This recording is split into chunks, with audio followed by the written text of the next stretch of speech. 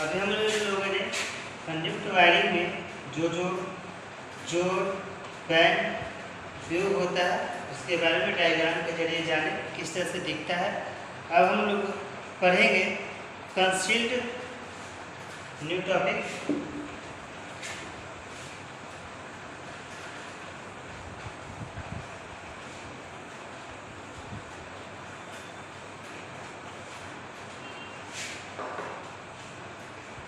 छठा वायरिंग का है न्यू टॉपिक।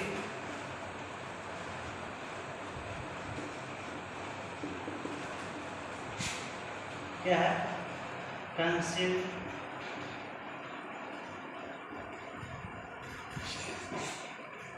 कंसील्ड या दीवार में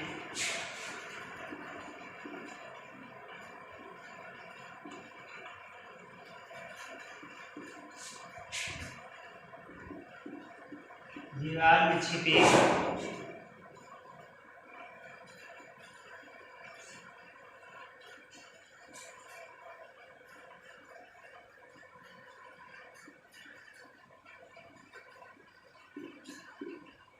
वायरिंग या डक्ट वायरिंग।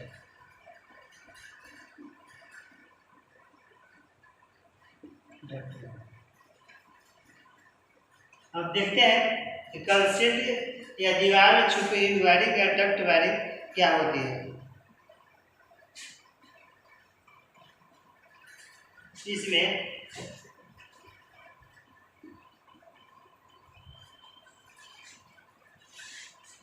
दीवार की सुंदरता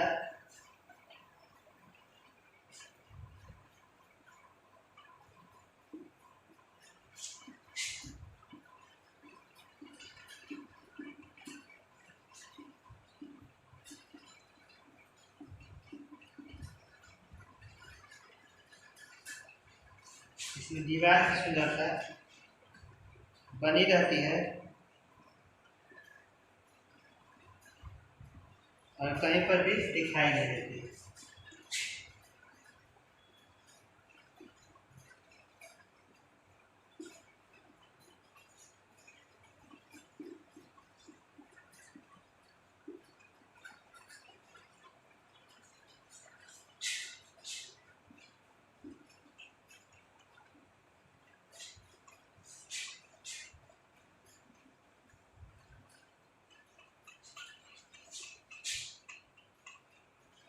केवल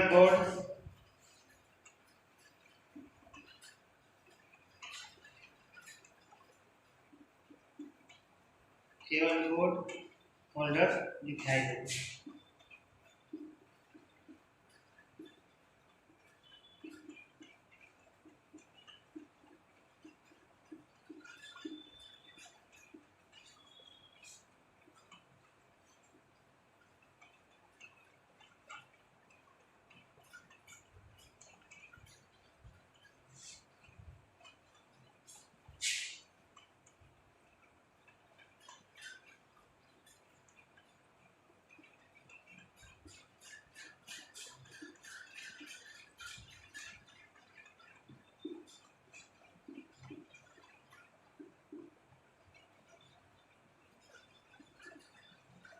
हम अपने भवन या मकान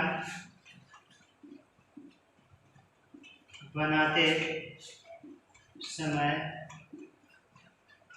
ही कारीगर से क्या करते हैं? दीवार को छेनी से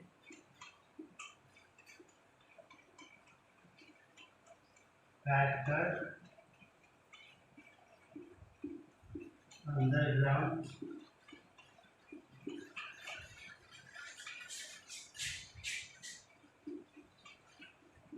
वायरिंग के लिए जगह छोड़ देती है।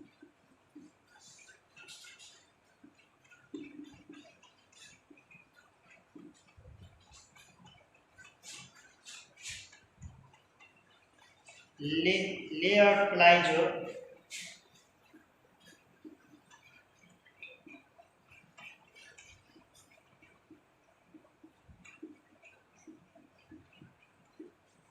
लेआउट प्लाई जो वायरिंग का होता है,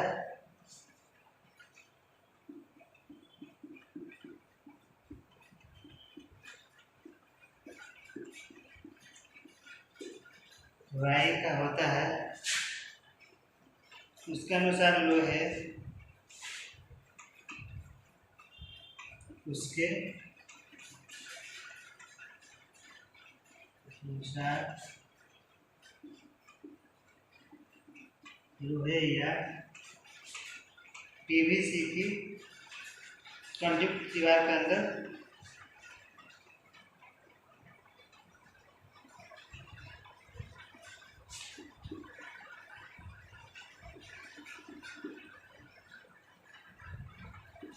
पीवीसी की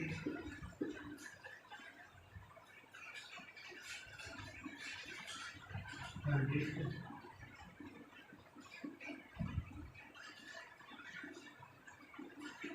दीवार के अंदर फिट करके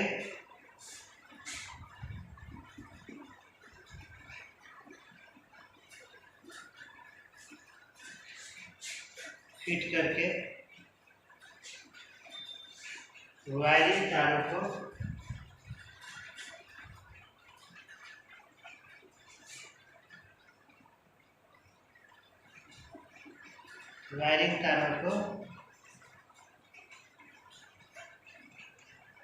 वायरिंग तार को इसमें डाला जाता है।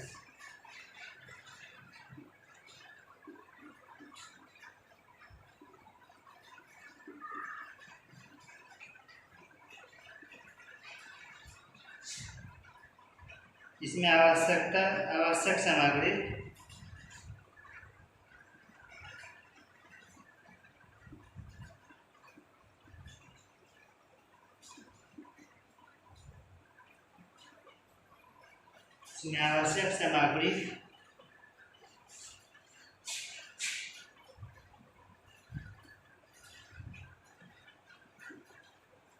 एल्बो,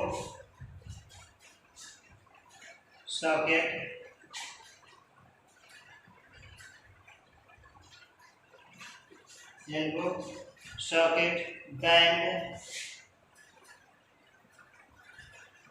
टी, जंक्शन बॉक्स लगाया जाता है।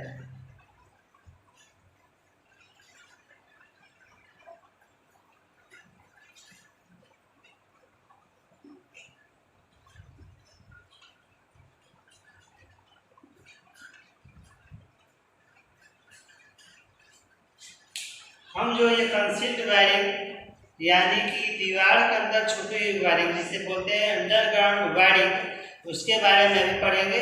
और यह अभी वर्तमान में सबसे ज़्यादा उपयोग होने वाला वायरिंग में से एक है, क्योंकि इससे क्या होता है कि ये जो भी होता है वो दीवार के अंदर, सपोज कि दीवार है तो इसके अंदर क्या कहते हैं छिद्र किया जाता है। जब हम मकान लगाते रहते हैं उसी वक्त क्या करते हैं अपने मजदूरों के द्वारा क्या कहते हैं छेनी के द्वारा उतना ही स्पेस का जितना आपका पीवीसी पाइप अंदर डालेंगे उतना ही स्पेस छोड़ दिया जाता है।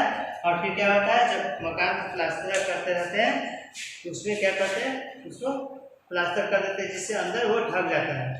और ढकने के पहले ही क्या करते हैं कि जो भी हमें तार जितना एमएम काम में लगाना है या होल्डर सर्किट जो भी हो वो सब जोड़ देते हैं। और उसका जब फिनिशिंग करने के लिए होता है तो ऊपर से फिर प्लास्टर करवा देते हैं। इससे क्या होता है कि आप जो भी वायर है वो बाहर दिखाई नहीं देगा। क्या दिखाई देगा?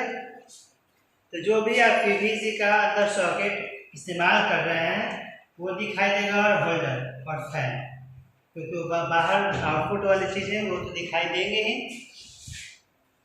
और उसमें क्या लगाया जाता है एल्बो, यानी कि जब हम इस कोने यानी कोई दीवार का कोना है यहाँ से हमें बैंड करके निकालना है तो क्या होगा एल्बो का प्रयोग करेंगे। सॉकेट हो गया, टी ज्वाइंट हो गया, टी एल्बो आता है उसका, फिर जंक्शन बॉक्स लगा दिया जाता है। अब जाने कि इसका एडवांटेज क्या है, लाभ क्या क्या है, ये तो आप जान गए होंगे किस तरह से कहाँ पर किस तरह से यूज किया जाता है ये। अब जानेंगे एडवांटेज।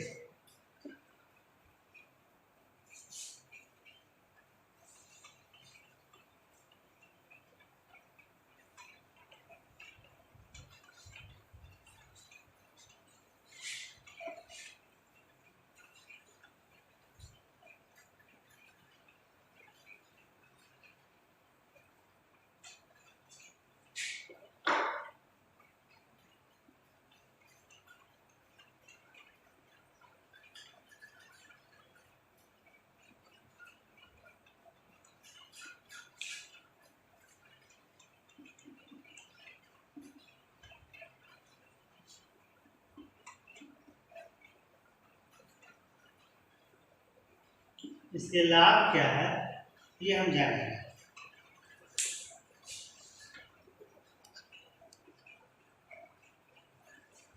एडवांटेज क्या है इसका? तो पहला पॉइंट है कि इसमें तार अधिक संख्या में लगाए जा सकते हैं।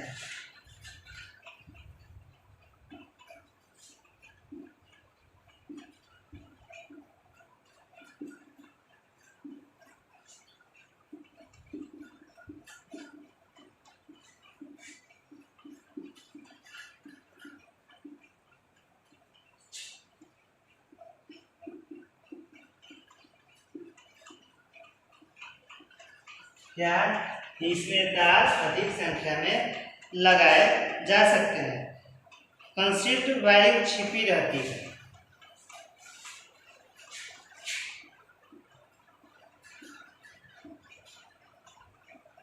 कंसील्ड वायरिंग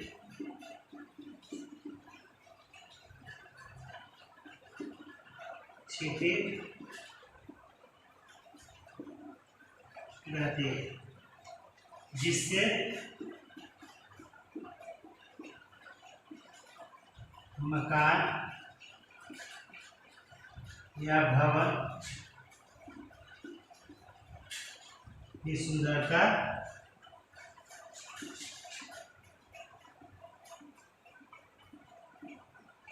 बढ़ जाती है।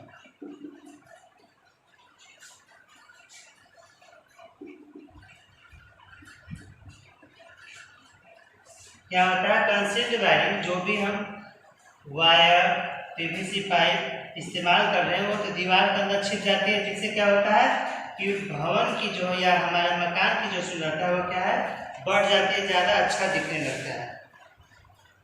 तीसरा, इसमें तारों की सुरक्षा काफ़ी अच्छी होती है।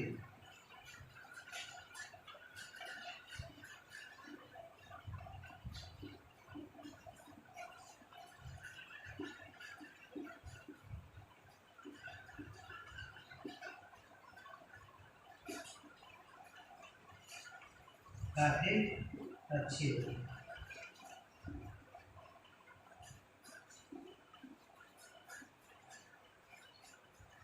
इसमें तारों की सुरक्षा काफी अधिक होती है। क्यों होती है?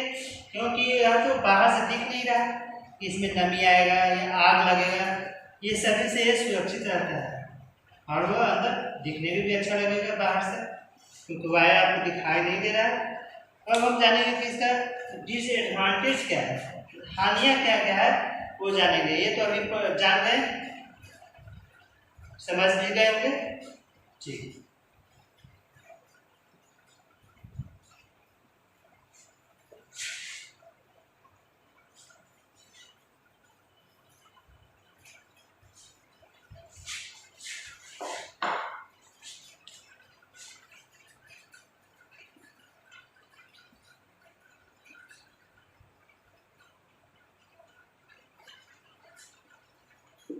डिसएडवांटेज यानी कि हानि।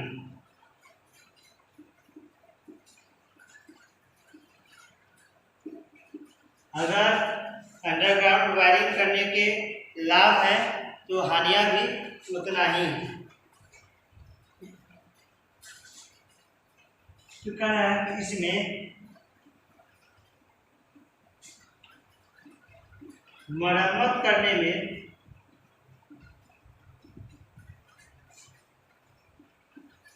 परेशानी होती है।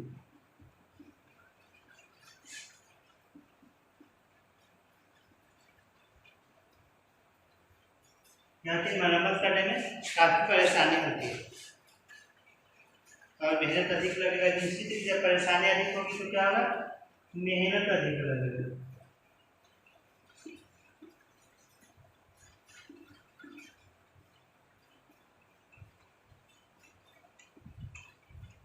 मेहनत अधिक लगता है। दूसरा है कि कंसील्ड वायरिंग में कंडक्ट कहीं खुला रह जाए तो पानी भरने से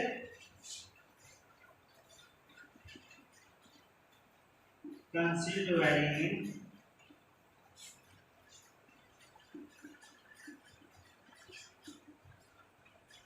में अगर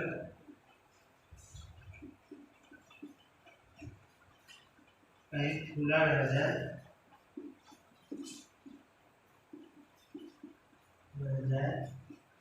तो पानी भरने का डर बना रहता है।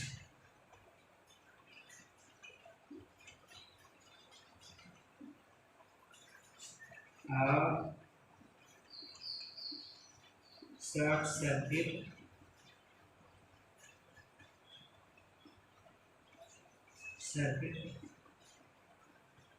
होने की संभावना ज़्यादा हो जाती है।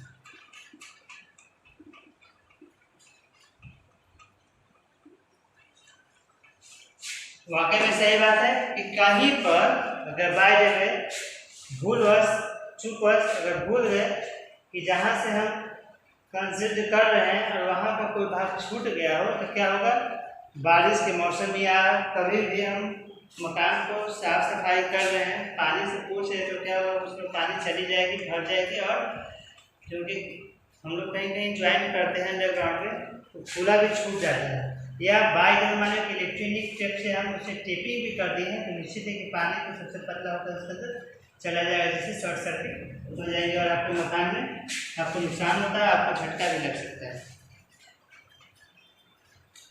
अब देखेंगे कि पीवीसी कंडक्ट वायरिंग किस तरह से की जाती है। इसमें पीवीसी कंडक्ट वायरिंग किस तरह से करेंगे, न्यू टॉपिक है पीवीसी कंडक्ट वायरिंग।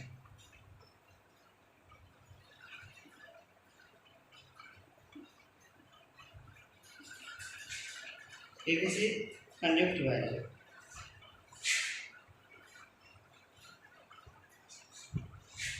तो पहला पॉइंट हम बनाएंगे कि पीवीसी पाइप गुणवत्ता वाला होना चाहिए। कैसा होना चाहिए, पीवीसी पाइप IS मार्क वाला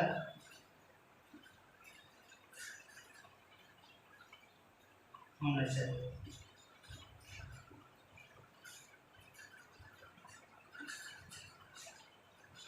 दूसरा पॉइंट क्या बनाएंगे कि पीवीसी कंडक्ट में socket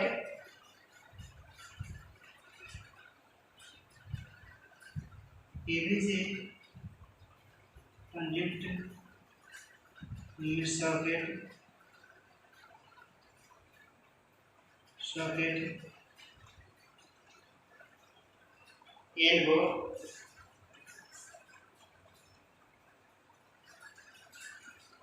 T junction box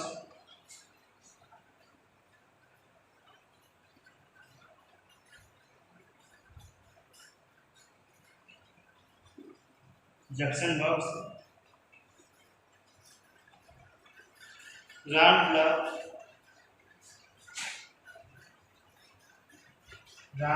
block saddle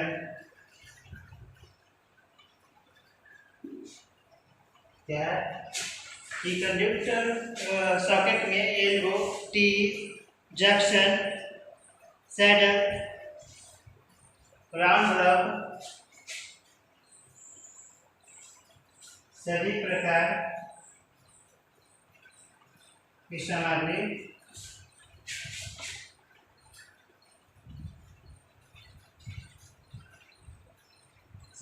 क्या चीज होना चाहिए, पीवीसी का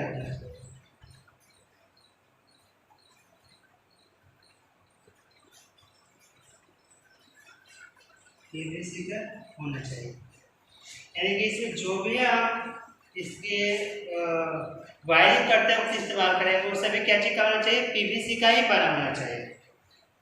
तीसरा है कि गिट्टियां और रॉड प्लग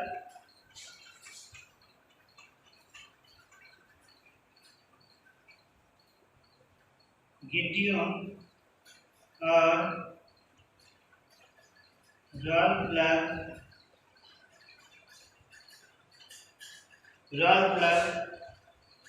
के मध्य की दूरी मध्य की दूरी 60 सेंटीमीटर से 90 सेंटीमीटर तक होनी चाहिए। क्या होनी चाहिए? गिट्टियों और रॉड प्लग के मध्य की दूरी कितनी होनी चाहिए? 60 सेंटीमीटर से 90 सेंटीमीटर की होनी चाहिए। चौथा पॉइंट बनाएंगे कि छत यानी कि सीलिंग में पीवीसी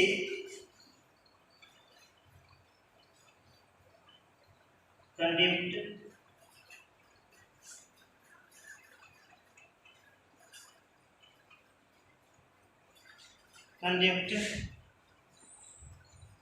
डालते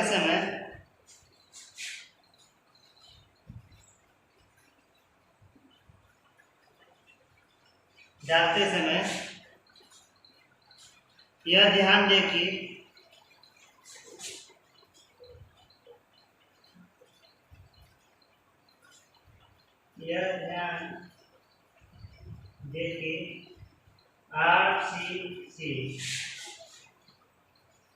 आरसीसी डालते समय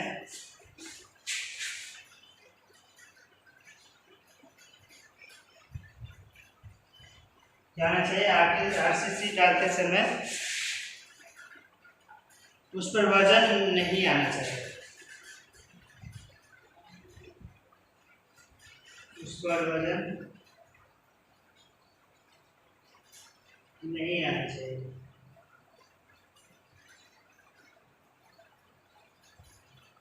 उसका वजन नहीं आना चाहिए। अतः आपस में रेत बढ़े।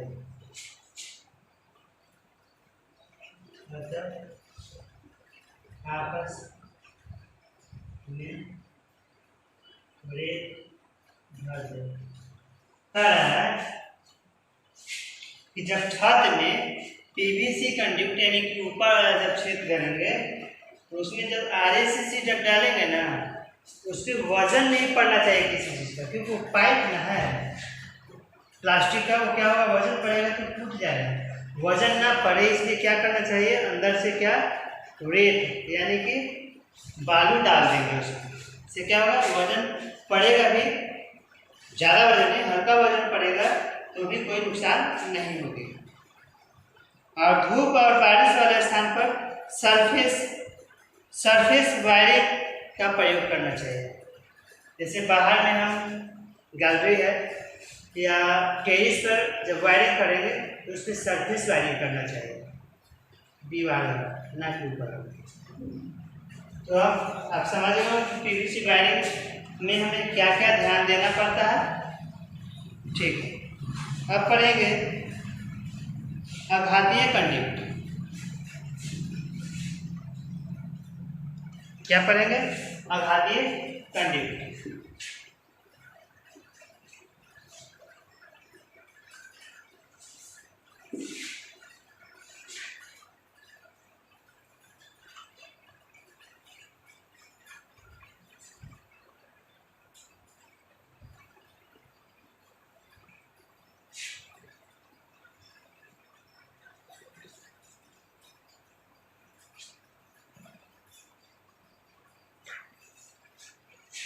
कौन सा वायरिंग करेंगे?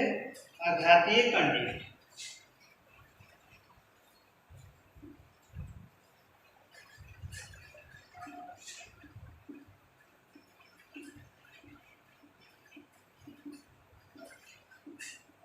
यानी कि जिसपे चोट का प्रभाव नहीं पड़ेगा या आग का भी प्रभाव उतना न पड़े, वैसा वायरिंग के बारे में हम पढ़ेंगे।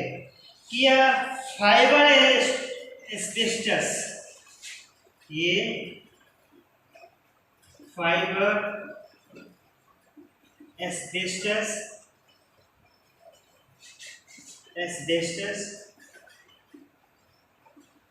फाइबर एस्बेस्टस या पॉलीविनाइल क्लोराइड का या पीवीसी उच्च घनत्व वाले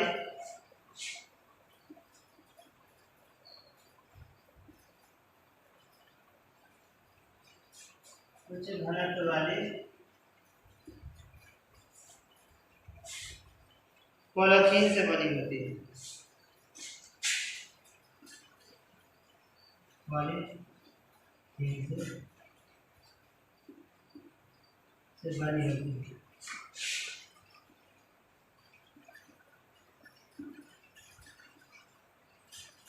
क्या कह रहा है कि ये कैसा बना होता है? ये एस्बेस्टस या पीवीसी के हाई घनत्व वाले, यानी कि उसमें जो छिद्र की संख्या होगी वो काफी नजदीक होगी, वैसे फाइबर से या पॉलीथीन से बनी होती है। PVC conductor, PVC conductor, PVC conductor नमी और रासायनिक वायुमंडल, नमी और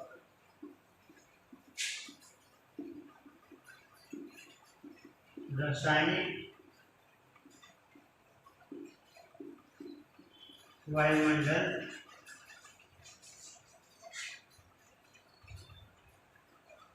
के लिए उच्च प्रतिरोध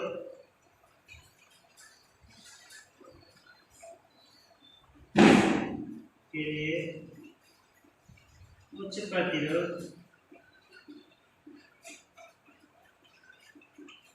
उच्च प्रतिरोध, उच्च विद्युत अपघट्य प्रबलता, उच्च विद्युत अपघट्य प्रबलता,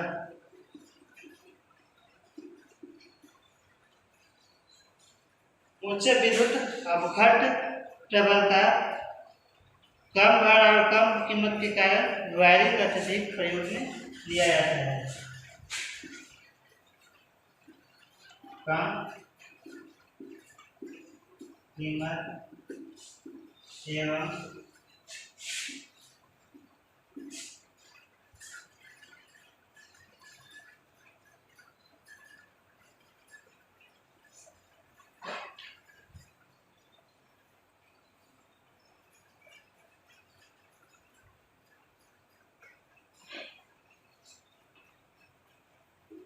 कम नुकसान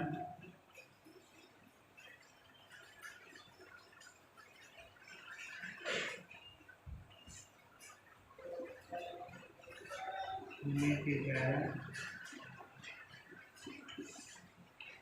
अधिक प्रयोग किया जाता है।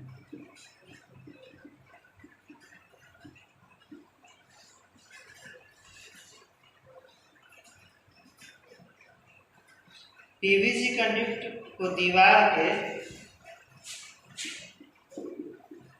पीवीसी कंडक्टर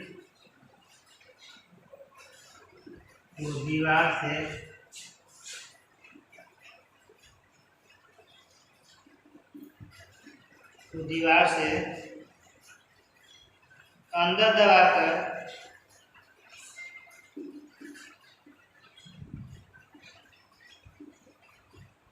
प्लास्टर कर दिया जाता है।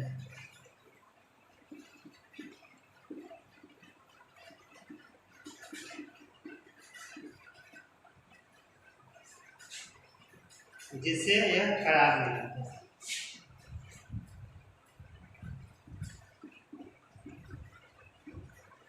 जिससे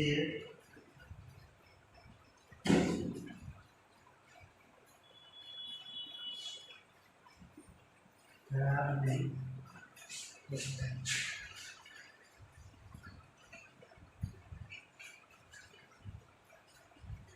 पीवीसी कंडक्टर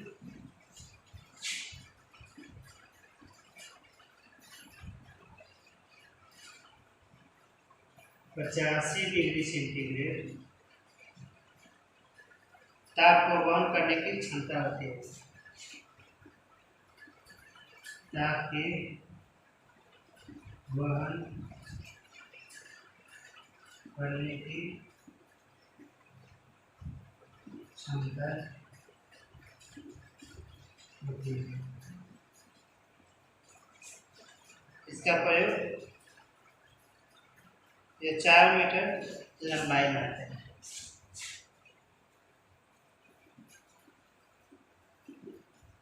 ये 4 मीटर की लंबाई में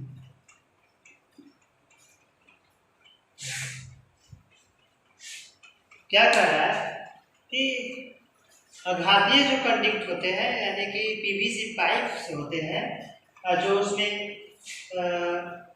अंदर पीवीसी का जो जंक्शन हम बॉक्स फिट करते हैं वो क्या होता है कि उच्च घनत्व वाली पॉलीथीन से बना होता है।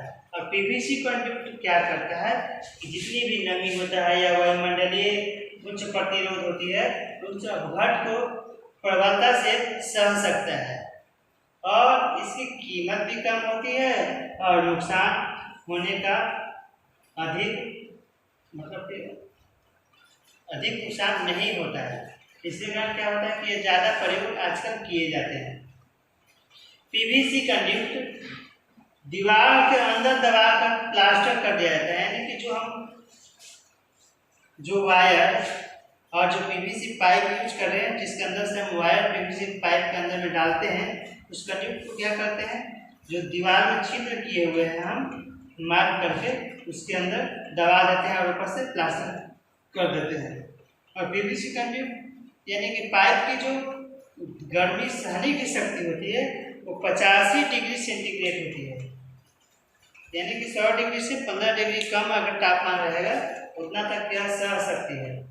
और जो एक पाइप की जो लंबाई होती है पीवीसी की जो आती है उसकी 4 मीटर में आता है। ज़्यादा से ज़्यादा मैक्सिमम कितना होगा 4 मीटर तक के लंबाई में यह आता है। तो आप समझ गए होंगे। ठीक है, हम लोग अभी जानेंगे कि जो हम कल बताया था कि 22 तरह के कंडक्ट वायरिंग में यूज होने वाले सामग्री होते हैं उसका डायग्राम हम जान रहे थे कि किसका कैसे डायग्राम के जरिए हम जानेंगे कि मार्केट में किस तरह का वो उपकरण मौजूद है। हम लोग अभी तक इंफेक्शन एल्बो पर है जाने इंफेक्शन टी। अब जानेंगे हम इंफेक्शन बेंड किस तरह का होता है। अभी हम लोग केवल डायग्राम के जरिए ही जानेंगे कि इंफेक्शन बैंड किस तरह से दिखता है उसकी बनावट और संरचना कैसी होती है।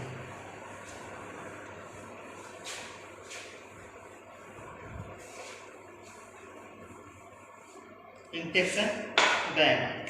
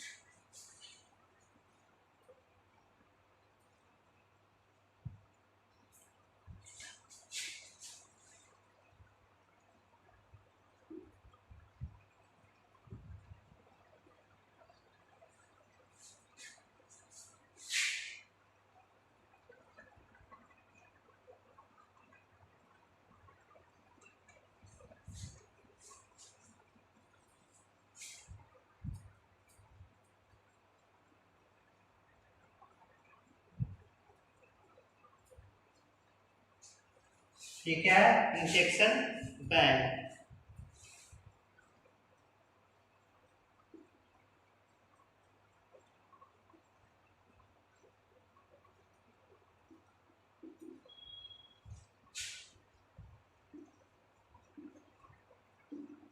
क्या है? Injection band. एफ है नॉर्मल बेड हैवी गैज।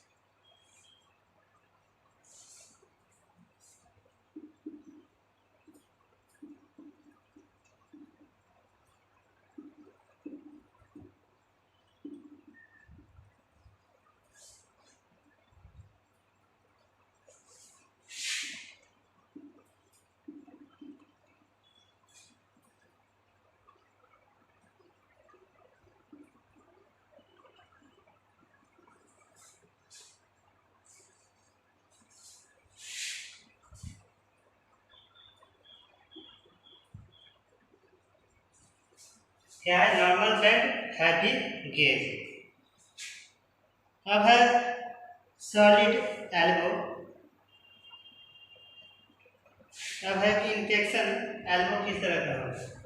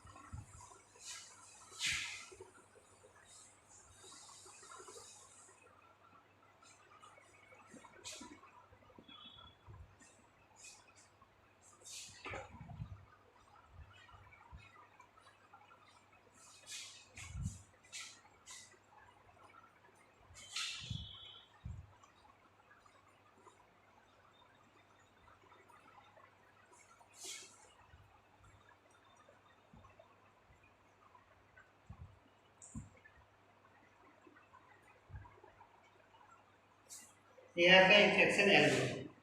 अब है सॉलिड एल्बो कैसा होगा।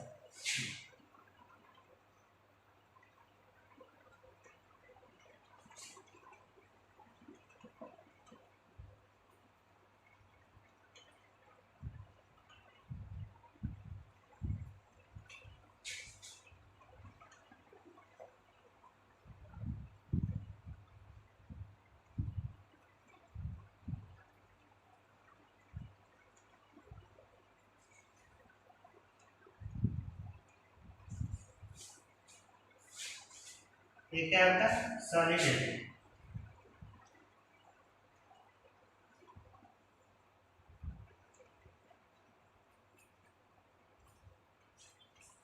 चौथा क्या है? Solid elbow. अब है सॉलिड बेड किस तरह का होगा।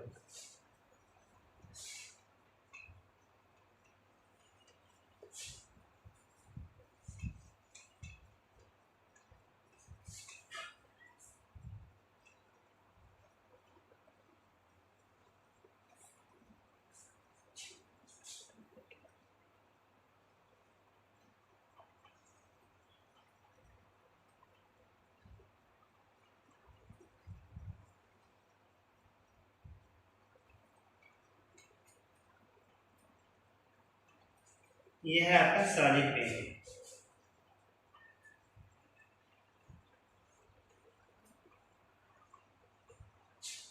सॉलिड पेड़।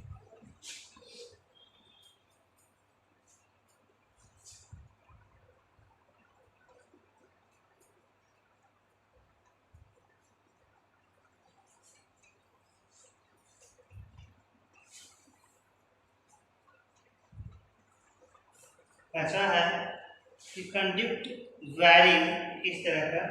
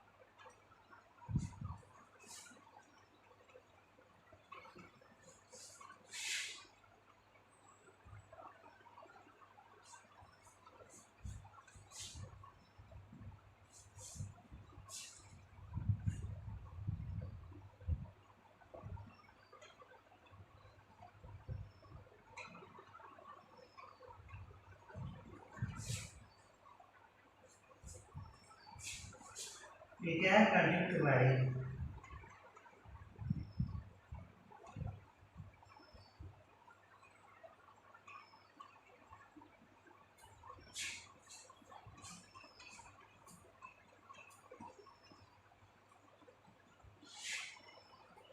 तो आप लोगों ने ये डायग्राम को देख लिए होंगे कि किस तरह का बेड और जोड़ का उपयोग हम लोग कंडक्ट वायरिंग में करते हैं।